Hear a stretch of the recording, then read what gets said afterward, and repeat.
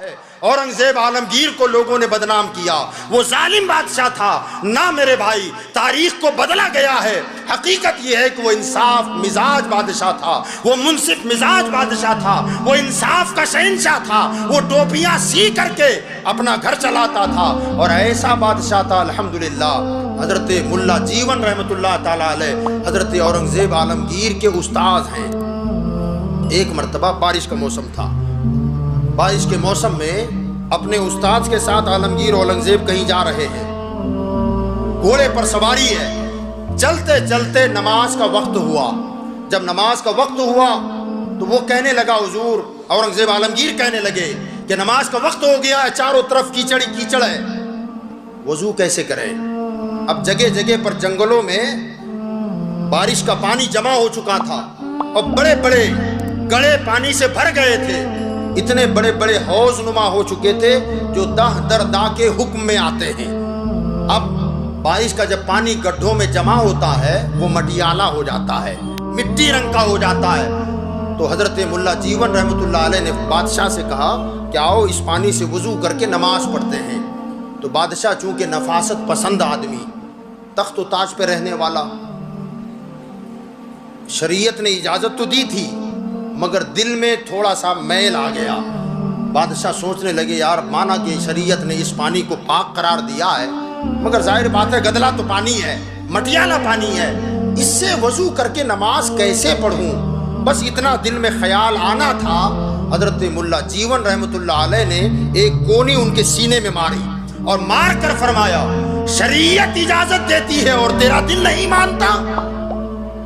تو بادشاہ نے سر جھکا دیا اور اللہ کی بارگاہ میں عرض کرتے ہیں مولا تیرا شکر ہے، اگر میں ٹیڑھا ہو جاؤں تو میری سلطنت میں ایسے بھی لوگ ہیں جو مجھے گھونسا مار کر سیدھا کر دیں، مجھے مکہ مار کر بھی سیدھا کر دیں۔ حضرت اورنگزیب عالمگیر رحمۃ اللہ تعالی علیہ کے دور میں 50 سال انہوں نے حکومت فرمائی، مگر کیا مجال کہ کسی پر ظلم ہو؟ خالی مسلمان نہیں، یاد رکھے 800 سالہ دور حکومت میں اگر مسلمان بادشاہ چاہتے تو پورے ہندوستان میں ایک بھی غیر مسلم نہ ہوتا، پورا ہندوستان مسلمان ہو جاتا، مگر ان کے یہاں رواداری تھی، لا یکلف اللہ نفسا الا وسعها، اللہ تعالیٰ کسی کو اس کی جان سے زیادہ بوجھ نہیں ڈالتا۔ اور قرآن میں اللہ نے فرمایا کہ اسلام میں زور اور زبردستی نہیں ہے بلکہ اسلام رواداری کا مذہب ہے، اسلام بھائی چارے کا مذہب ہے، اسلام امن و امان کا مذہب ہے۔ یاد رکھیں کہ اس زمانے میں جب حضرت اورنگزیب عالمگیر بادشاہ تھے، بنارس کی سرزمین جسے متھرا کہا جاتا ہے، وہاں کی سرزمین پر ایک پنڈت رہتا تھا جس کا نام پنڈت لالا رام ہے، اور وہ ذات کا برہمن تھا۔ اس زمانے میں بنارس جس کو متھرا کہا جاتا ہے، وہاں پر ایک گورنر مقرر ہوا بادشاہ کی طرف سے جس کا نام تھا ابراہیم خان۔ وہ وہاں بادشاہ نے اسے گورنر کی حیثیت سے مقرر کیا۔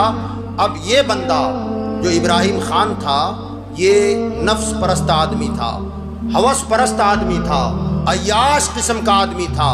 روزانہ اس کے سپاہی ادھر ادھر شہروں میں گھومتے رہتے تھے اور اس کے لیے ہر روز نئی خاتون کا انتظام کیا جاتا جو اس کے بستر کی زینت بن جائے۔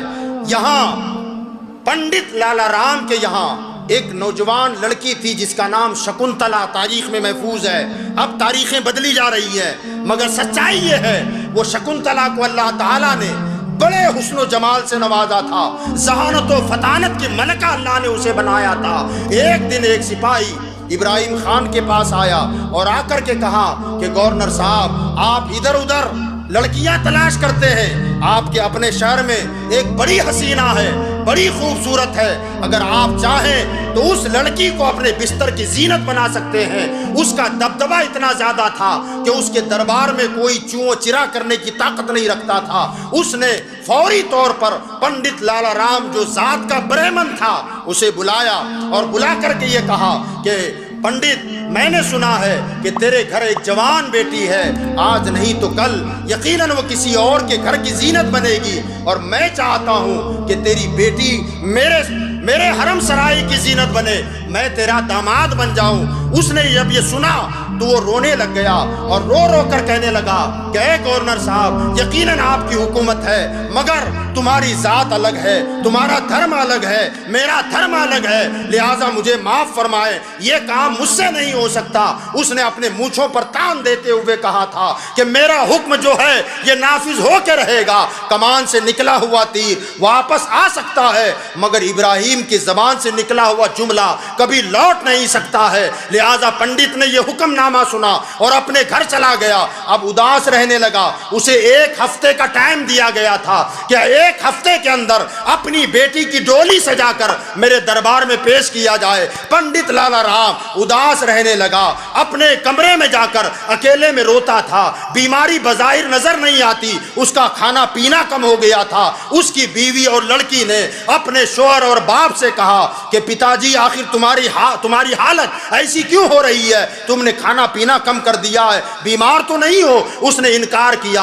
उन्होंने इसरार किया कि आखिर वजह क्या है कि तुम्हारी शक्ल सूरत उतरी हुई है, तुम्हारी हालत दिगरगू हो रही है, आखिर सबब क्या है, हमें बताओ। वो पंडित लाला राम ये कहने लगा कि तुम जानते हो हमारे यहाँ का जो गवर्नर है यकीनन बड़ा जालिम आदमी है, कोई औरत की इज्जत उसकी निगाह से महफूज नहीं है, और ये बारी अब हमारे सर आ गई है। हमारी बेटी की डोली सजाकर वो अपने दरबार में बुलवाना चाहता है। जब इज्जत ही गई तो फिर जिंदगी किस काम की है? अब मैं जीना नहीं चाहता, मेरी मौत के बाद जो होगा सो हो जाएगा, लेकिन अब मैं जिंदा रहना नहीं चाहता। लिहाजा वो उठकर गंगा की तरफ जाकर अपने आप को मौत के हवाले करना चाहता था। उसकी लड़की ने अपने बाप के कदम पकड़ लिए और कहा कि पिताजी आप घबराओ नहीं, तदबीरों का वार ऐसा होता है कि तलवारों के धार भी कमजोर पड़ जाते हैं। बस आप एक काम करें कि कल सुबह